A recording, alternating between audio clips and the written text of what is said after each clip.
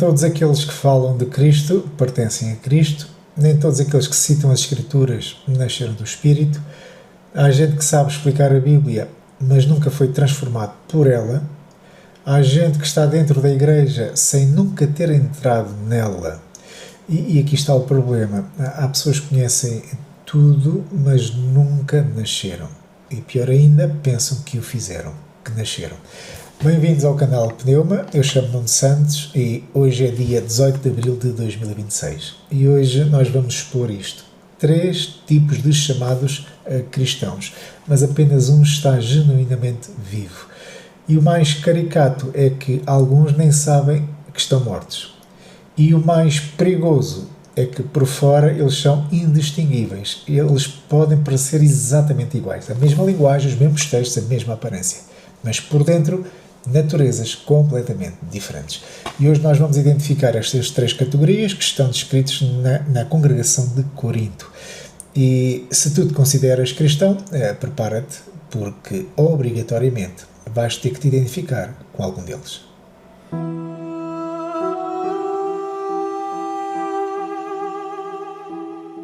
Quando o apóstolo Paulo escreve à congregação de Corinto, ele não estava apenas a corrigir comportamentos, ele estava a expor algo muito mais profundo. Ele estava a revelar diferentes níveis de existência espiritual dentro do homem.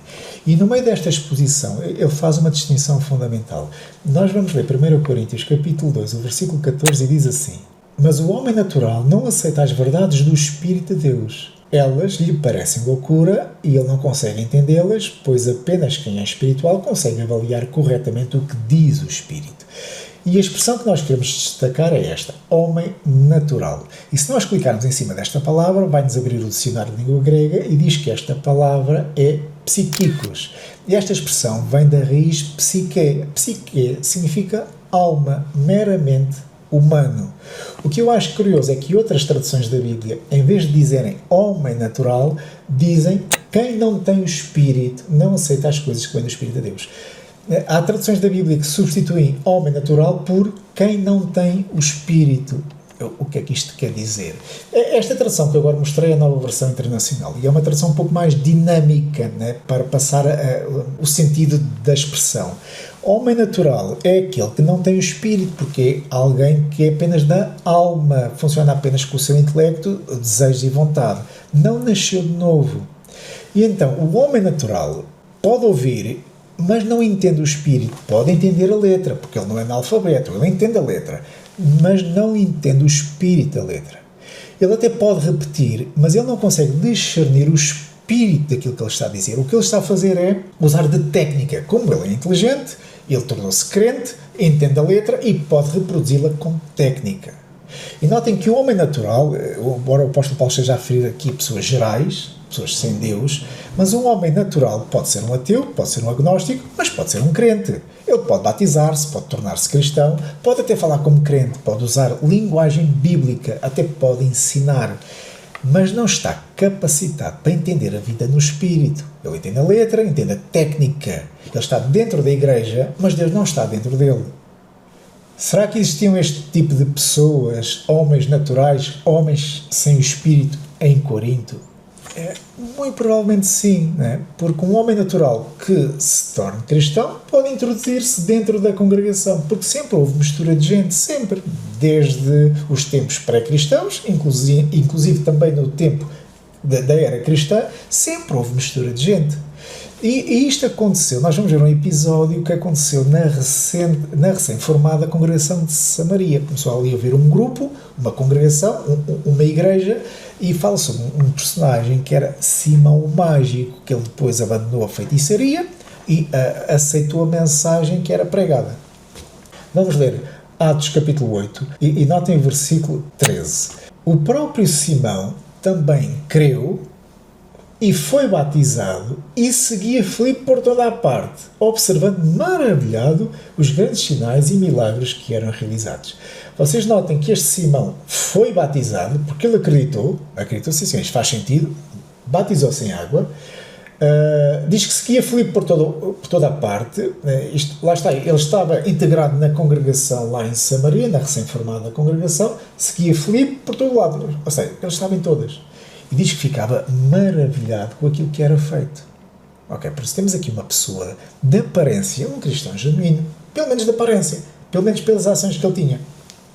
E depois, notem o versículo 18.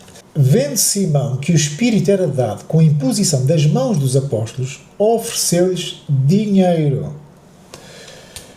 Notem que este homem começa-se a revelar.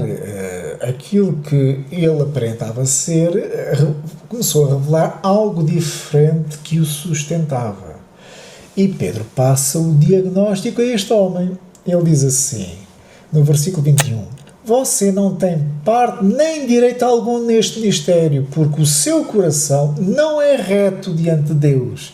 Versículo 23, vejo que você está cheio de amargura e preso pelo pecado. Isto, podemos chegar a uma conclusão acerca com este diagnóstico, com esta sentença aplicada, que este homem, Simão, realmente estava dentro da congregação, estava lá no recém-formado grupo em Samaria.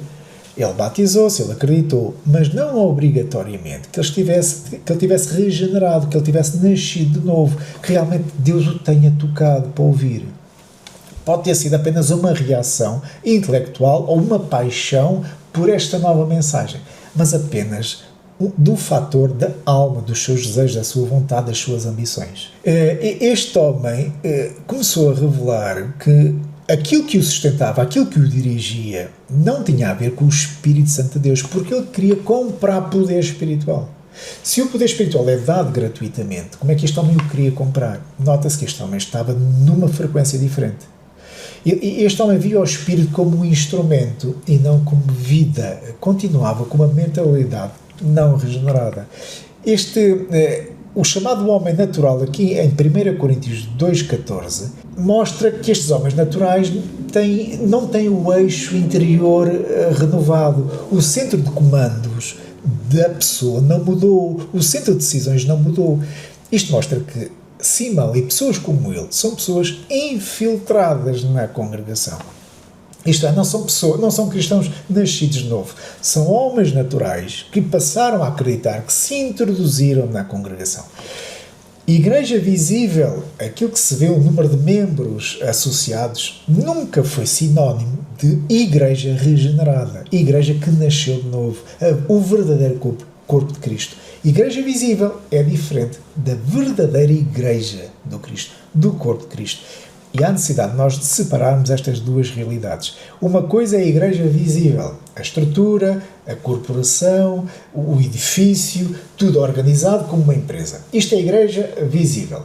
E nesta igreja visível há mistura de pessoas que professam uma fé externa, ok? Mas não significa que vivam pelo Espírito, não significa que tenham nascido de novo. Isto é a igreja visível.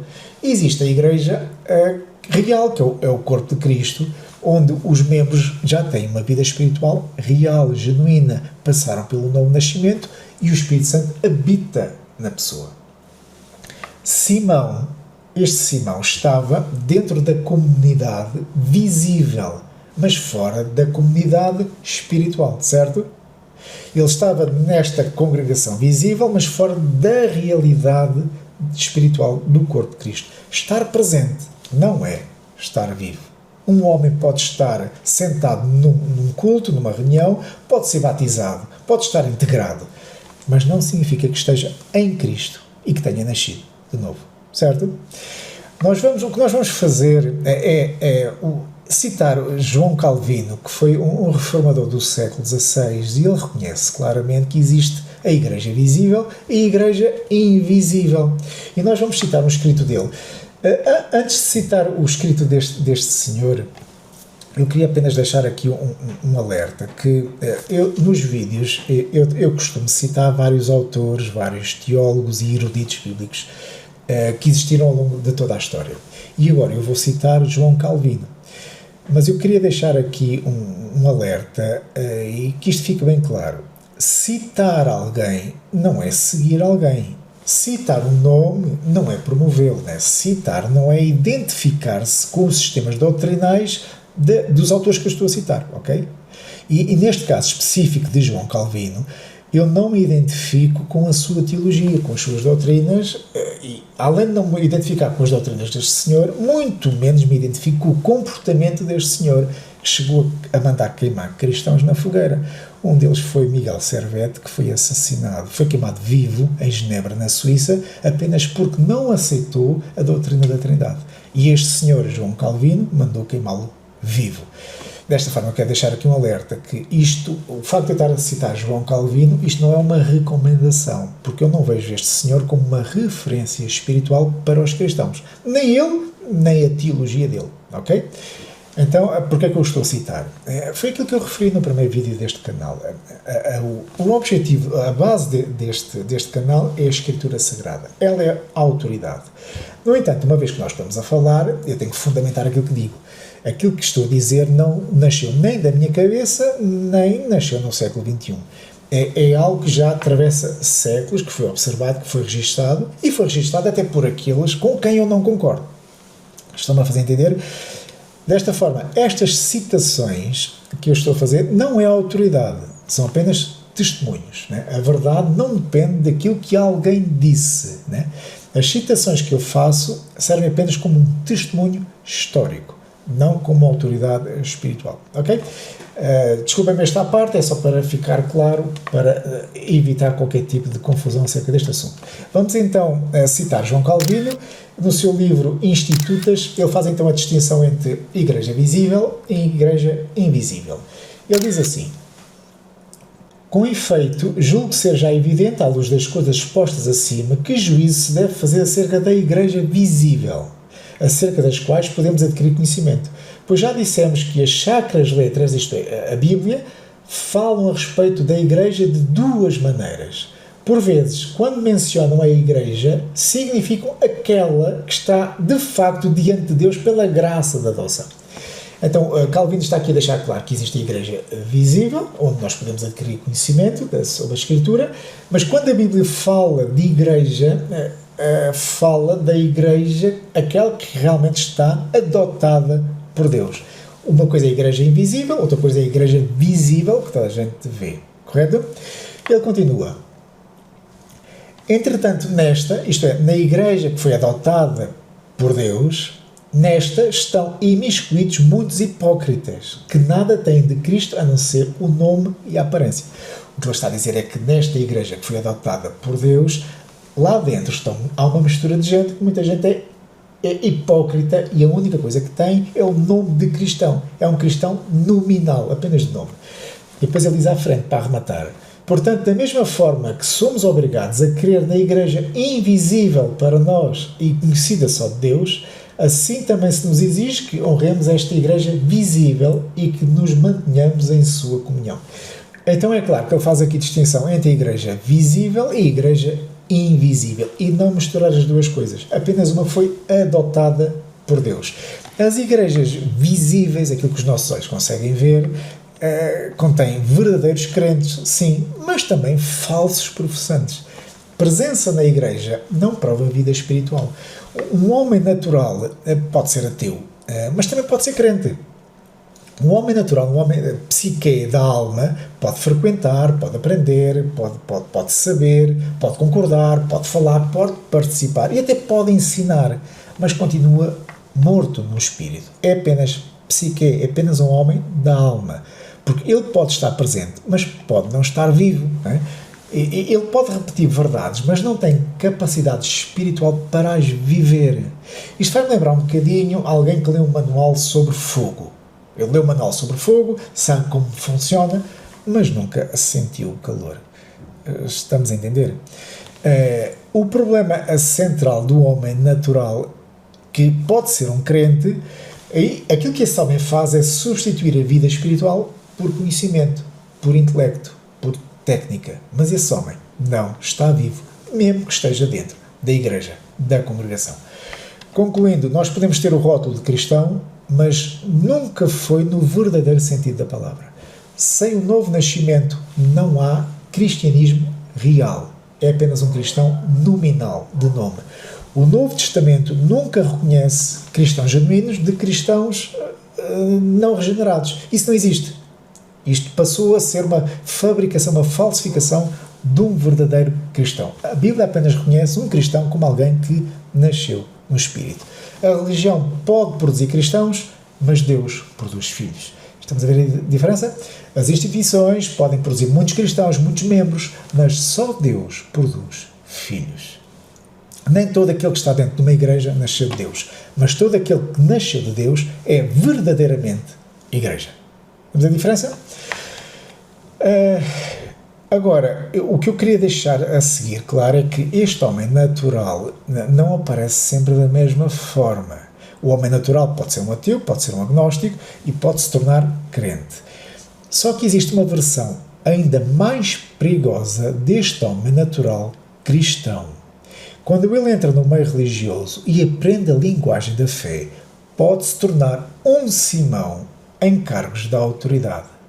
Porque este Simão não é exceção, é um padrão.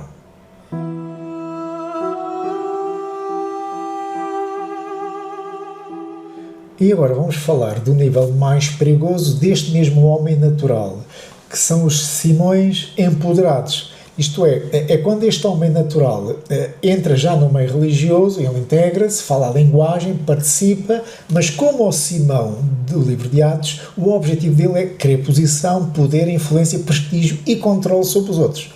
Então este homem natural já não aparece apenas como um membro passivo na congregação, como alguém sem espírito que está ali. Já aparece como um enganado ativo. Isto é um religioso que não nasceu de novo, mas em movimento.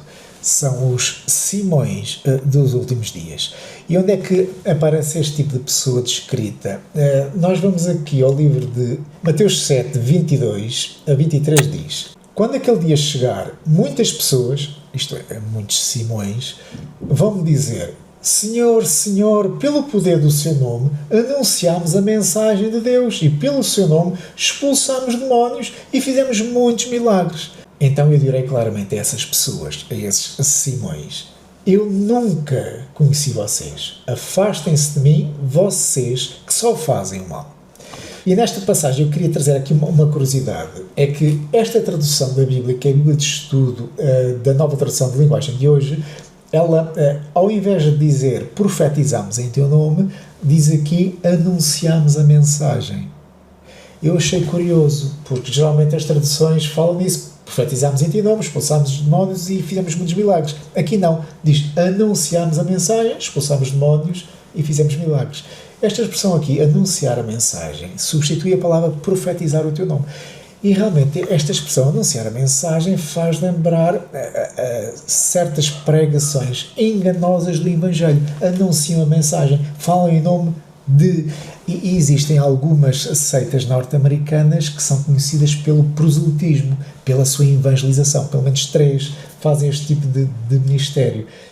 Porque realmente quem anuncia a mensagem está a profetizar, porque está a verbalizar as profecias acerca de Deus. Mas aqui substitui por anunciar a mensagem. Achei muito curioso. Queria apenas destacar isso. E depois fala sobre expulsar demónios e milagres. Vêm as outras vertentes do engano, não é? Expulsar demónios, fazer milagres, obras poderosas. E a estes que têm muitas obras visíveis, quer seja anunciar a mensagem, quer seja expulsar demónios ou fazer milagres, estas obras visíveis, a condenação a sentença é: nunca vos conheci. E notem a expressão, nunca vos conheci. Não diz, eu deixei de vos conhecer. Porque se Cristo já tivesse estado com estas pessoas, já as tivesse abençoado e elas tivessem se afastado, Cristo diria, eu deixei de vos reconhecer. Mas ele não diz isso. Ele diz, nunca vos conheci. Vocês nunca foram regenerados. Eu nunca vos atraí. Eu nunca vos fiz nascer de novo. Vocês nunca tiveram uma relação real comigo. Estão a ver a diferença? Cristo nunca deu início a estes movimentos, sejam aquelas igrejas que anunciam a mensagem, sejam aquelas que fazem milagres, obras poderosas, que expulsam demónios. Cristo nunca deu início a esses movimentos. Cristo nunca apoiou esses movimentos. Desta forma, qualquer aparente sucesso dessas denominações religiosas foi apenas resultado da mestria humana. não tem a ver com o Espírito de Cristo. É mestria humana, é engenho humano. Este tipo de cristão e de denominações religiosas são imitadores daqueles que nasceram de novo. Aquilo que eles fazem é usar linguagem espiritual, atividade religiosa, aparência espiritual de poder, mas este tipo de atitude, este tipo de comportamento, isto é uma imitação, é uma contrafação descarada da vida de cristão.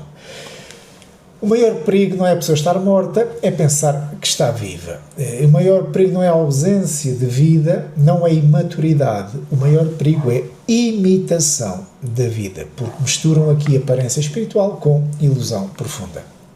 Isto seria uma descrição das igrejas, das instituições religiosas nos últimos dias. E está aqui registado a sentença que vai ser aplicada sobre elas. Eu também achei curioso que em 2 Timóteo capítulo 3, que é um texto muito conhecido pelos cristãos, quando diz: nos últimos dias haverá tempos críticos, difíceis de manejar, porque os homens irão ser blasfemadores, desobedientes aos pais, ingratos, desleais. E o versículo 5 destaca estes simões modernos. Notem, 2 Timóteo capítulo 3, o versículo 5 diz: tendo aparência de piedade, mas negando o seu poder, afasta-se desses também. O apóstolo Paulo está a dizer que nos últimos dias, as características dos últimos dias seriam pessoas com aparência de piedade, de uma boa relação com Deus, mas negando o poder dessa relação com Deus, porque não nasceram de novo, obviamente, e destes afasta-te. Lá está, aqui o que está aqui descrito é o homem natural que, quando aprende a representar a espiritualidade, porque tem aqui uma aparência de piedade, e este parecer espiritual é o homem natural mais a religiosidade. Isto produz um homem enganado e enganador. O que é que eu queria destacar? É que geralmente quando nós lemos este texto de 2 Timóteo, capítulo 3, 1 a 5, que nos últimos dias irão vir tempos terríveis, os homens serão egoístas, avarentos, presunçosos, arrogantes, blasfemos, desobedientes aos pais, ingratos, ímpios, sem amor pela família, irreconciliáveis, caluniadores. Quando nós lemos este texto, e quando este texto é lido nos cultos religiosos nas igrejas, geralmente aplicam este texto a que Paulo está a descrever as pessoas que iriam viver nos últimos dias, os pagãos, os pecadores, o mundo lá fora. Só que não. Eu descobri isto há pouco tempo, que quando Paulo está a falar em 2 Timóteo 3, 1 a 5 sobre os últimos dias, ele está a descrever a igreja, as pessoas que iriam constituir a igreja, que iriam marcar presença na igreja. As pessoas que estão na igreja, nos cultos, são pessoas egoístas, avarentas, presunçosas, arrogantes, blasfemos, desobedientes aos pais, ingratos, ímpios, sem amor pela família, irreconciliáveis, caluniadores. E claro, esta frase tem a aparência de piedade. Isto é dito em obras bibliográficas da alta crítica que trazem isto à atenção. Quando Paulo está a falar, não está a falar para o mundo, está a falar para dentro dos membros da Igreja. Notem, nós vamos abrir aqui o Novo Comentário Internacional, que é uma obra bibliográfica do século XIX, que depois acabou por ser completa no século XX. Isto é uma obra com mais de 60 volumes, que explica a Bíblia versículo por versículo, e eu achei curioso a explicação que eles dão sobre esta passagem. E nós vamos então abrir, está em inglês, nós vamos traduzir, e diz assim: o ponto principal da profecia, de 2 Timóteo 3, surge na descrição do seu cumprimento, o aparecimento de malfeitores. Ok, vão surgir malfeitores. Notem um bocadinho mais à frente. Como o versículo 5 deixa claro, pessoas não é uma referência geral a pecadores, mas uma referência específica àqueles que apostatam da fé. Certo? Está a falar de cristãos. Cristãos que passam a ser uma imitação do cristianismo, uma apostasia do cristianismo. Agora notem mais à frente. Um ponto importante de divergência em relação à lista de Romanos 1, 29 a 32 é, naturalmente, o facto de que aqui, isto é em 2 Timóteo 3, o comportamento ímpio, geralmente reconhecido por todos como perverso, está associado não a pagãos que nunca reconheceram a Deus, mas a crentes que se desviaram da fé.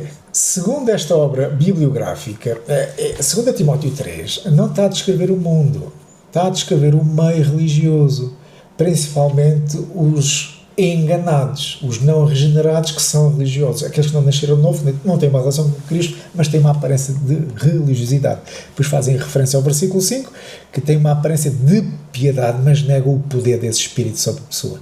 Isto é, têm uma forma religiosa, mas nunca tiveram vida. 2 Timóteo 3 refere-se às igrejas em si, àqueles que preenchem as igrejas.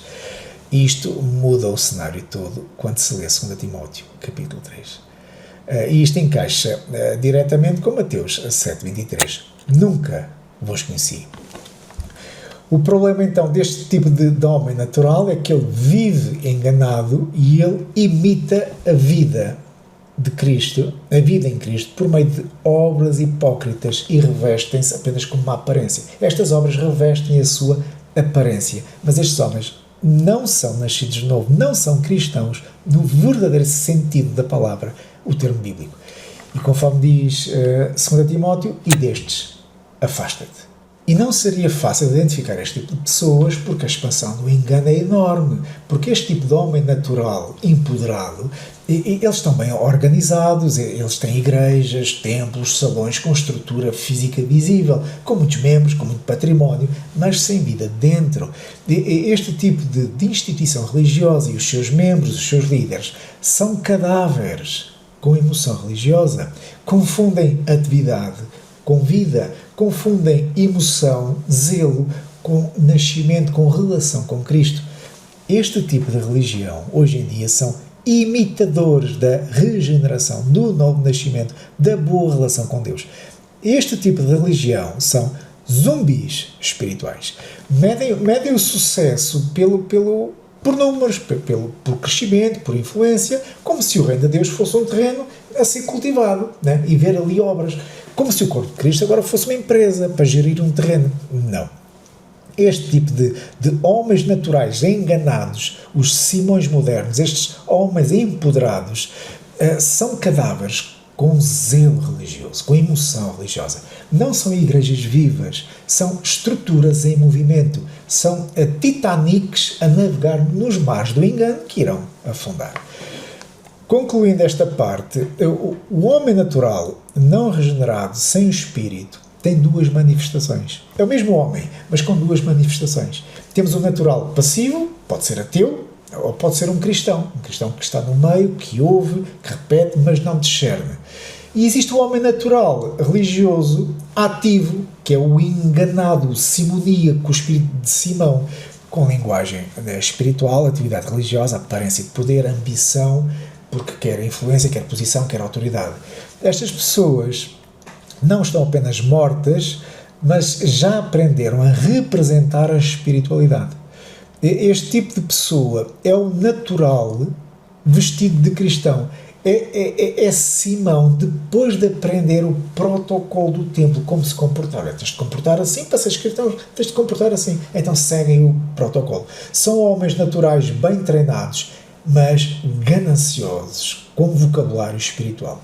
Conforme diz Mateus 7, nunca vos conheci, ou 2 Timóteo 3, e destes, afasta-te. O homem natural já não aparece apenas como alguém passivo, aparece como um enganado ativo. Ou melhor dizendo, um religioso que não nasceu de novo, mas está em movimento. Este é do tipo de cristão que existe, que é o homem natural. Mas há um segundo tipo de cristão também perigoso, porque este já nasceu de novo, mas vive dominado por outra realidade, que é a sua carne.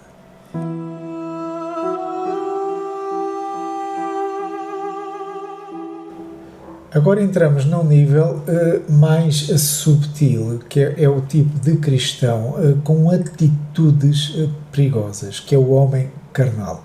Nós vamos então voltar à carta de Coríntios, onde o apóstolo Paulo falou do homem natural, agora vai falar sobre este tipo de homem, o homem carnal. 1 Coríntios 3, o versículo 1 diz: Irmãos, não lhes pude falar como a espirituais, mas como a carnais, como a crianças em Cristo. Notem que Paulo aqui não está a dizer que eles são homens naturais, como o anterior que nós vimos. Ele diz aqui que são homens carnais. E vocês reparem que não está a falar de incrédulos, porque diz aqui, são crianças em Cristo. São pessoas em Cristo. Porque se diz que estão em Cristo, são crianças, mas eles estão em Cristo. Se estão em Cristo, então nasceram de novo, têm o Espírito, pertencem a Cristo, ok? Mas não vivem como tal, vivem como crianças. E esta expressão aqui, carnais, o grego diz que é a palavra sarkinos, que isto significa completamente entregue à carne, governado pela sua própria natureza.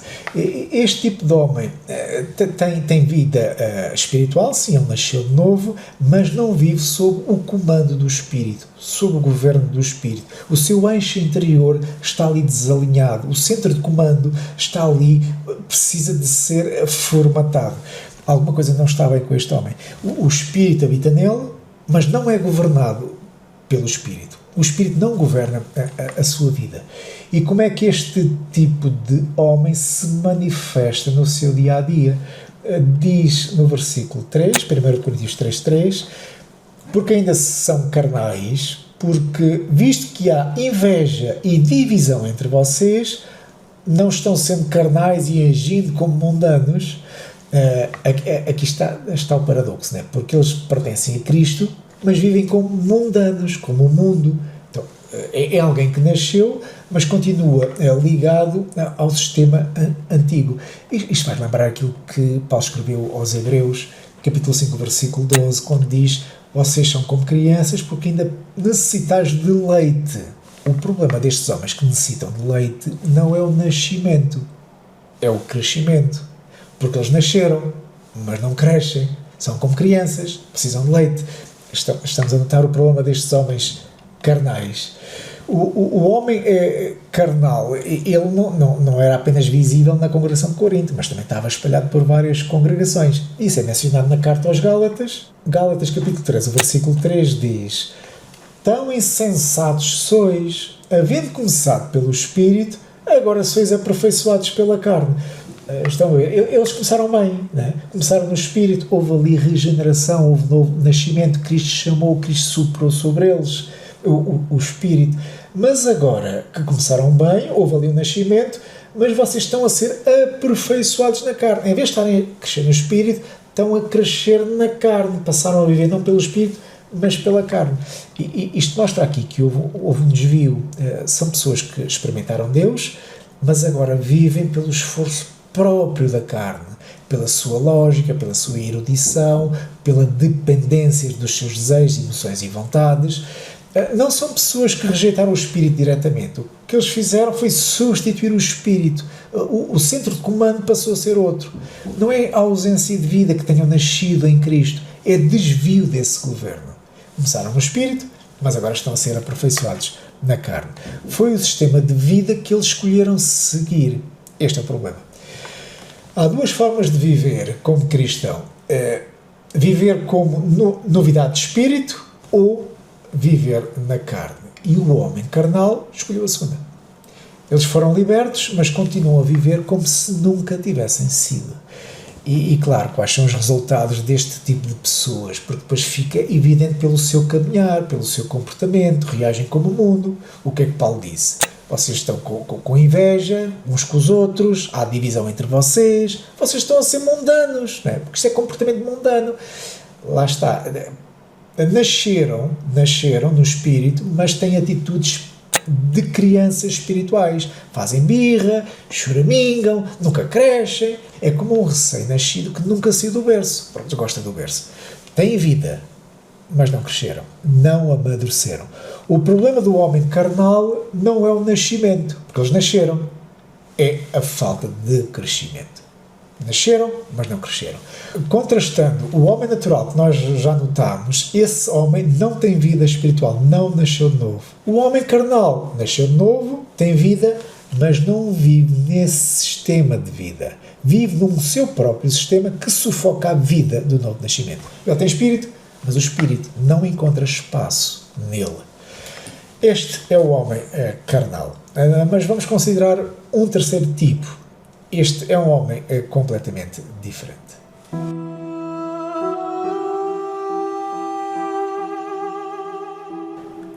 E finalmente vamos falar sobre a terceira categoria de cristão, que é o homem espiritual.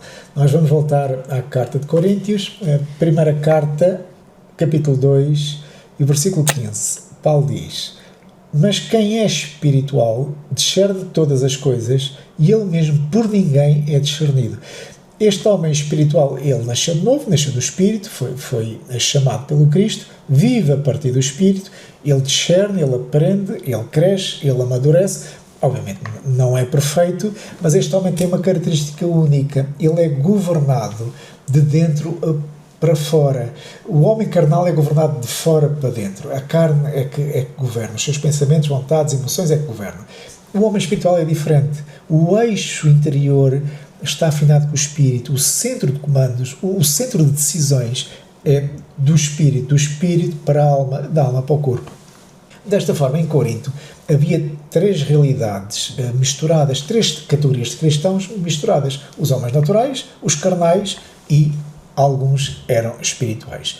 A diferença central é que o homem natural não entende o espírito. Pode entender a letra, pode entender a técnica, mas não entende o espírito. O homem carnal, ele entende, mas não vive de acordo. E existe o homem espiritual, que já discerne, já vive, já cresce e amadurece. O que é curioso é que esta expressão aqui, que aparece em 1 Coríntios 2,15, o homem espiritual, este que é espiritual, se nós clicarmos em cima da palavra, vai-nos abrir o dicionário grego e define esta palavra como pneumáticos. Isto está relacionado ao espírito humano. Pneumáticos vem da raiz da palavra pneuma. Pneuma é espírito. O que é que isto significa? Que este homem espiritual está relacionado com o pneuma, com o espírito, é governado pelo espírito, é o centro de comando, é o centro de decisões, é o eixo interior, é o espírito, não é a carne. E contrastando isto com o homem natural, que nós já tivemos a ver o primeiro que mencionámos, o natural vem da palavra psique, que é alma. O espiritual é da palavra pneuma, que é espírito. A diferença entre um homem natural e um homem espiritual é que o homem natural vive da alma. O homem espiritual vive do espírito. Está aqui dois tipos de pessoas completamente opostas. Obviamente, o problema do homem natural, o homem psique, da alma, tem aqui um problema sério, porque, de acordo com João 3,3, se alguém não nasceu de novo, não pode ver o reino de Deus. Um homem natural não nasceu do Espírito. Se não nasceu do Espírito, não pode ver o reino. Com relação ao homem carnal, o homem carnal nasceu do Espírito, nasceu de novo, mas não vive de acordo com esse chamado. E lá está, o novo nascimento é a entrada, mas não garante que essa pessoa seja governada pelo Espírito. E dessa forma não garante a herança do reino. A pessoa nascer de novo não garante a herança do reino. Porque se a pessoa se mantiver como carnal, temos aí um problema sério para resolver. Concluindo esta parte, e vamos agora excluir os homens naturais, quer sejam os passivos, quer sejam os ativos, até mesmo os simões, vamos pô-los de parte, e vamos falar agora da Igreja Invisível. A Igreja Invisível, aquela que foi realmente chamada pelo Cristo, que compõe o corpo do Cristo. Esta Igreja Invisível pode estar cheia de membros, mas não significa vida espiritual. Porque o problema nunca é entrar na Igreja. O problema é quem nasceu no Cristo e quem está a viver como se nunca tivesse nascido. O drama da Igreja Invisível, da verdadeira Igreja, não é a falta de nascimento. É a multidão de bebés que nunca cresceram. E o maior problema aqui de Corinto era a presença de crentes que nasceram de novo, mas viviam como que se nunca tivessem nascido.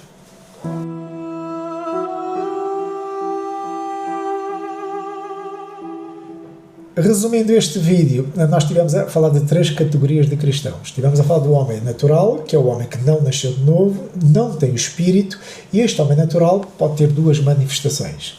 O natural passivo, o ateu, o agnóstico, ou um cristão nominal, isto é, apenas de nome.